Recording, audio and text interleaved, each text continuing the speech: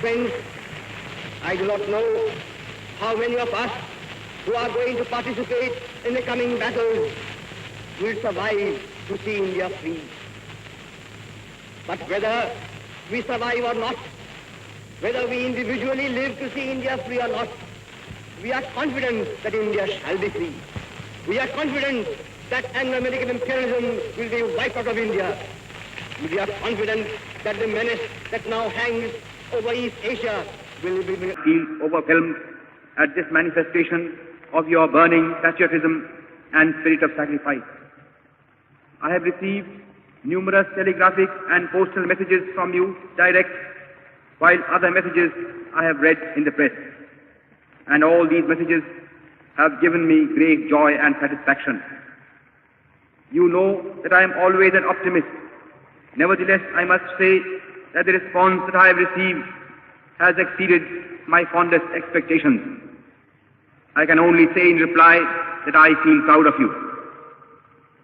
Since the outbreak of the war in Europe and in East Asia, I have been saying repeatedly that we, the Indian people, could not have wished or even dreamt of a better combination of circumstances for helping us to achieve our liberty.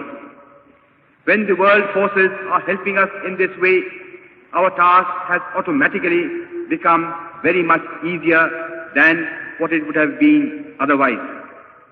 This fact should further strengthen our self-confidence and optimism and hearten us considerably in the fight that lies ahead of us. I am overjoyed to see that you have already realized that the responsibility of winning freedom does not rest merely on the shoulders of our countrymen at home. It is but natural that they should bear the brunt of the burden, and they have been doing so already. But at the same time, every Indian, no matter where he may be living at the present time, has a duty towards his country, and he must contribute his due share towards the final victory. I am convinced that India cannot hope to be free until all Indians living abroad perform their duty in this momentous world crisis. Owing to the fact that the tripartite powers have been giving their fullest support to Indian independence, it is comparatively easy for Indians living in Axis countries or in countries controlled by the Axis powers to play their part in the national struggle. Consequently, among those Indians who are now abroad, I expect that Indians living in Axis countries or in countries controlled by the Axis powers will render the maximum service to their motherland. Here in East Asia, you have seen for yourselves how deep is the interest in and sympathy for Indian independence.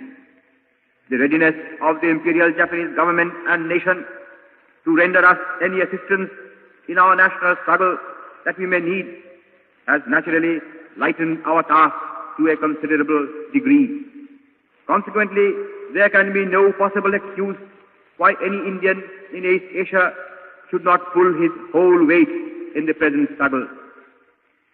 But though the Axis powers and Japan in particular are prepared to help us at any time and have been actually doing so already, the task of liberating India is ours and ours alone.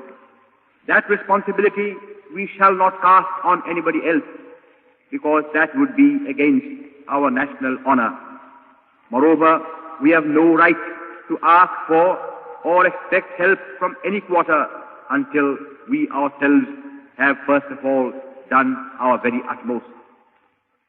Our countrymen and our sisters and brothers at home have been doing their best in the circumstances in which they are placed. But the enemy is ruthless and desperate, and he is armed to the teeth.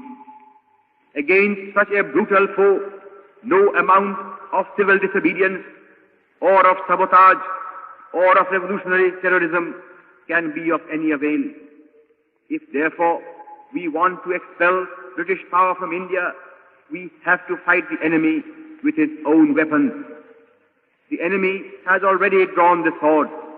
He must therefore be fought with the sword.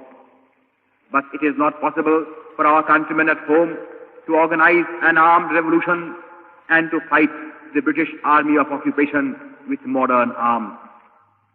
This is a task which must therefore devolve on Indians living abroad and particularly on Indians living in East Asia.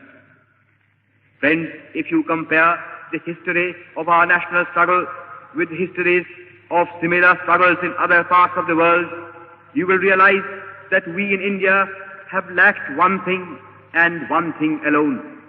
We lack the strength and organization whereby we can meet force with force. It is our task here in East Asia to supply this one want and thereby eliminate once for all the only drawback that we have in our national struggle. I therefore desire that all able-bodied Indians living in East Asia should volunteer